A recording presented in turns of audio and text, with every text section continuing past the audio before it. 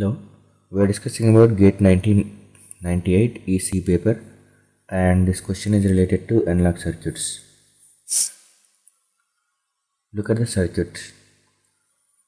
For the circuit we are going to calculate resistance R0, and it has given that one. You can ignore the effect of R1 and R2. Okay, so this circuit is called as common collector amplifier, or it is also called as emitter follower. Common collector, or it is also called as emitter follower, because collector is going to be connected to VCC. For AC analysis, VCC will be treated as ground. Okay, and then input is applying towards base terminal, output is taken across emitter.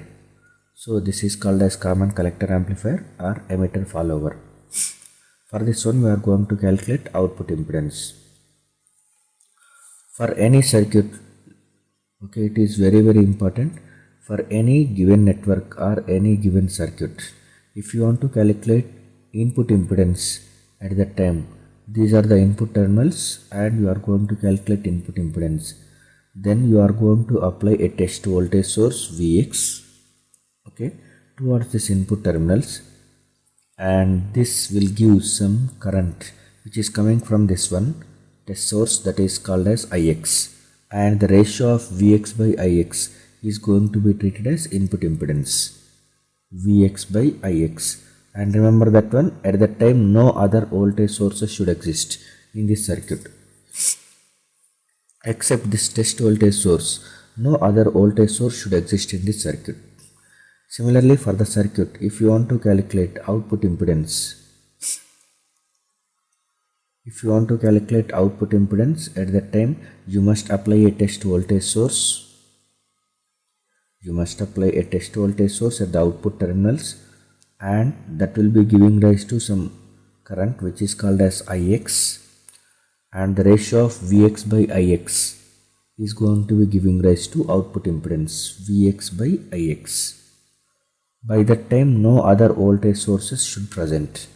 Generally, if you are going with output, always we will apply the input side voltages, and we are going to get the response of the circuit for the application of inputs. So generally inputs are going to be always applied, but you must make that inputs has to be neglected. So Vs is equal to 0. Output impedance is always calculated by applying a test voltage source at the output terminals, by neglecting other voltage sources like input sources, okay, that is with Vs is equal to 0. So the same principle here we are going to apply for the given circuit. Okay, and for this circuit we require AC equivalent model, and it has not specified anything about the H parameters, so we are going to use R parameter model. In R parameter model you will get two different types. One is simple R parameter model, the other is T model. T model is going to be preferred whenever there is a resistance present at emitter side. Okay, so I am going to use T model for this circuit. You can use R parameter model also. There is a slight complexity you will get in the analysis, okay, but you will get definitely the answer. So first step is nothing but I am replacing this symbol of BJT with T model. So T model says that there is a current source exists, that is beta IB, or it is also called as alpha IE. You can represent either beta IB or alpha IE, both are going to be same only. And this is base terminal, and from this one there is a resistor. This is going to be called as RE. It is collector, this is base terminal, and it is emitter terminal. So you are going for the PN junction, that is a PN junction between base and emitter is now replacing with a resistor, but then you are going to be looking into emitter side. If you are looking into emitter side, at that time current flowing through it is emitter. For the same base emitter junction, if you are looking from base onwards, at that time current flowing through is base. So even though you are going to model the same PN junction, but if you are looking at base, input current is different, that is base current. If you are looking from emitter side, input current is different, that is emitter current.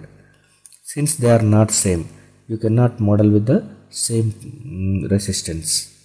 So if you are going to model the same PN junction by looking into emitter, it has to be modeled with RE. Okay, and if you are going to model the same PN junction with you are looking into base side, by the time it has to be replaced with R pi, it has given. Okay, remember that one, that is very very important.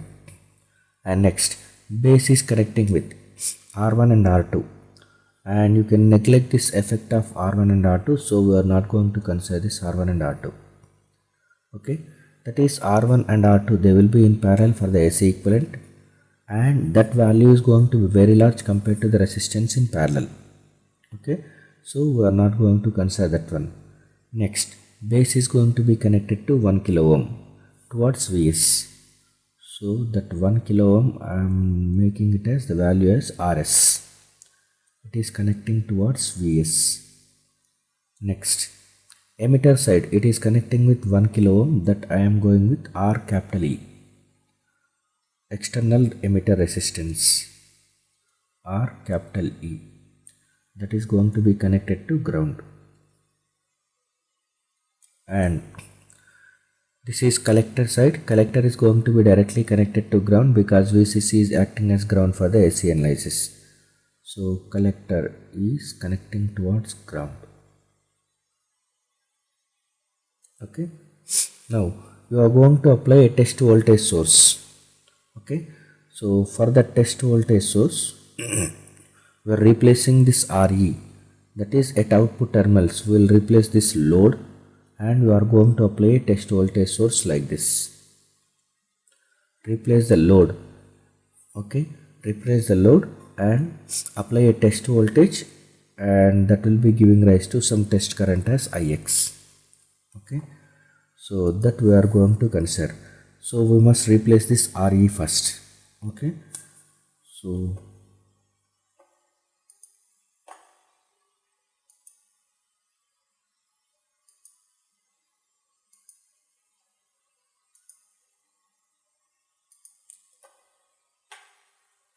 RE is replaced. Okay,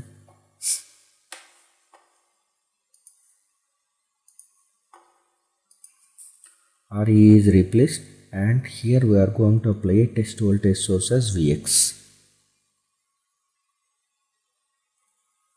and that will be giving rise to some Ix. So Z0, that is R0 in this question, R0 is equal to Vx divided by Ix with Vs is equal to 0. So this Vs is also replacing with a short circuit, that makes Vs is equal to 0 volts. Okay, now if you are observing the currents, this is a current I, B, and current coming from this one is IE. Okay, so apply KVL for this loop. KVL for this loop. So if you are applying KVL, this is Vx is plus minus. Okay, so you can write either in this way or in this way. If you are writing like this, at that time minus IB into RS minus IE into RE minus Vx is equal to 0. So Vx is equal to minus IB, you can write it as IE divided by 1 plus beta, because we know that one IE is equal to IC plus IB, IC is beta IB. So IE can be written as 1 plus beta times of IB. So IB is IE by 1 plus beta into RS minus IE into RE. So if you are taking IE common from this one, that is minus IE, if you take common, at that time it is RS by 1 plus beta plus RE. Then if you observe IE and IX relation, IE is coming from RE and IX is flowing in the opposite direction. So you can write IX is equal to minus IE.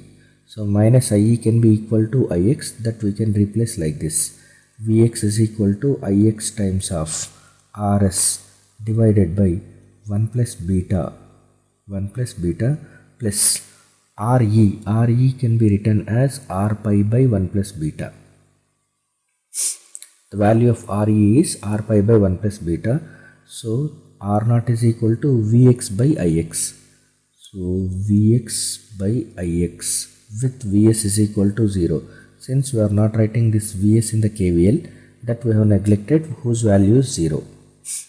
Vx by Ix with Vs is equal to 0 is nothing but Rs plus r pi divided by 1 plus beta. Okay, beta is given as 99, so 1 plus beta will become 100. Rs value is 1 kilo ohm plus r pi is 1 kilo ohm divided by 100. So 2 kilo ohms divided by 100.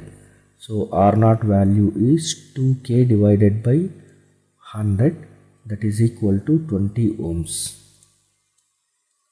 So R naught, required value of R naught for the circuit is 20 ohms. Remember, okay. And you may get how to write this equation. Re is equal to r pi by 1 plus beta. We are going for the same PN junction. Look at this one. This is what the PN junction we are going with, and this side is this one. It is NPN transistor. So this is base side and it is emitter side. Voltage across this one is VBE. Okay, voltage is going to be same. If you are looking from this one, at that time current is IB, then the resistance is R pi. So VBE can be written as IB into R pi.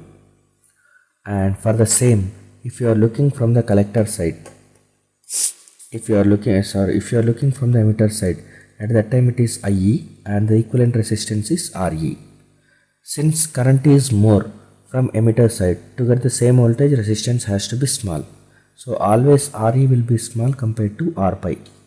So you can write same VBE is equal to IE into RE. Okay, and IE can be written as IB times of R pi is equal to IE 1 plus beta times of IB into RE. IB get cancels. R pi is equal to 1 plus beta times of RE. This is the relation between RE and R pi. So RE can be written as R pi by 1 plus beta. R pi is already given, so we are going to substitute that one. Okay, this is where we have used the relation. And R naught is equal to 20 ohms. Okay, this is the required answer for this question. Thank you.